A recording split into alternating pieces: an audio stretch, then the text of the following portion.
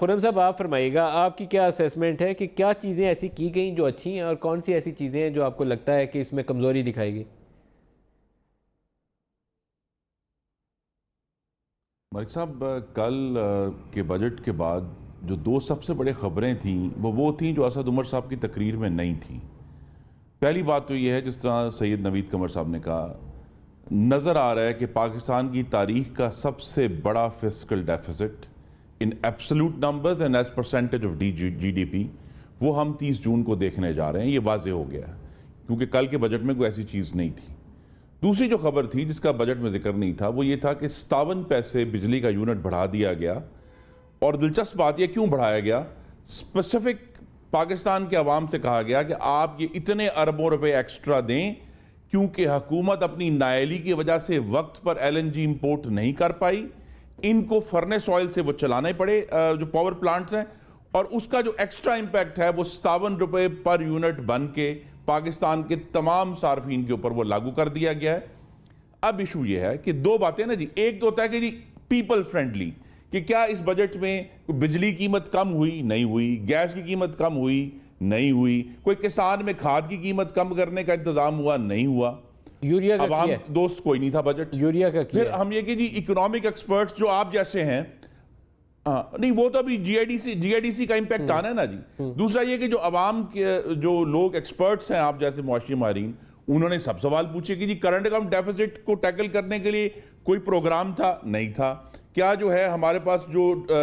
दूसरी प्रोडक्टिविटी को बूस्ट करने का कोई प्रोग्राम था, वो नहीं था, क्या गर्दिशी कर्जा इससे कम होगा, इस बजट के मेजर से, वो नहीं कम होगा। और जब ये सवाल पूछे गए तो जवाब जो आया कि जी पता नहीं या अभी हम सोच रहे हैं। तो इस लिहाज से असल में जो नज़र आया वो ये है, और शायद वज़ीर ख़जाना ने अपनी रवानी में ये बात कर भी दी कि जी हमें इलेक्शन ख़रीदना नहीं पड़ेगा 2023 का। असल में तो इस जो कल का जो एक मेजर अनाउंस हुआ है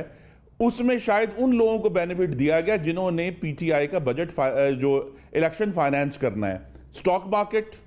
कार असेंबलर्स, बैंक्स,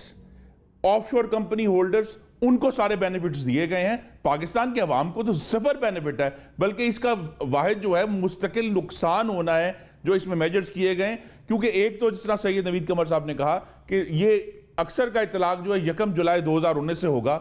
धोखा ये दिया गया, कहा जी SME के लिए बेनिफिट अनाउंस किया हमने, जनाब जो है वो काश्तकार के लिए बेनिफिट अनाउंस किया, पर असल में वो बेनिफिट बैंक्स की शरह टैक्स में कमी की गई है। वो काश्तकार को तो कोई फायदा नहीं होना उसका, या SME को कोई फायदा नहीं होना, या बिल्डिंग सेक्टर को, वो तो बैंक्स जो एडिशनल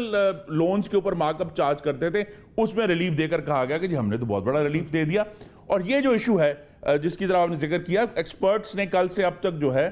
एस्टिमेट कर लिया है कि 700 से 800 अरब रुपए का एडिशनल डेट सर्विसिंग होनी है, जो इन्होंने ये डबल वैमी की है डीवैल्यूएशन की, और 10% जो डिस्काउंट रेट अनाउंस किया हुआ है। तो ये 700-800 अरब रुपया already on top of what already जो डेफिसिट हुए हैं, तो ये कहां से आएगा, उसका कोई जवाब नहीं है। तो मैं तो इस पर आई थिंक हम सब इस पर परेशान हैं, और बतौर अरकान असेंबली हैरान भी हैं कि ये पूरे मेजर्स जो हैं, सवाई ये कि आप कुछ सेक्टर्स को स्पेसिफिकली जो शायद इनसे बरात मांग रहे थे उनको खुश करने के लिए लॉलीपॉप्स दे दिए, लेकिन डूबते हुए टाइटैनिक के डेक के ऊपर लॉलीपॉप्स बांटने से वो टाइटैनिक डूबने से नहीं, वो उसने डूबना ही डूबना है।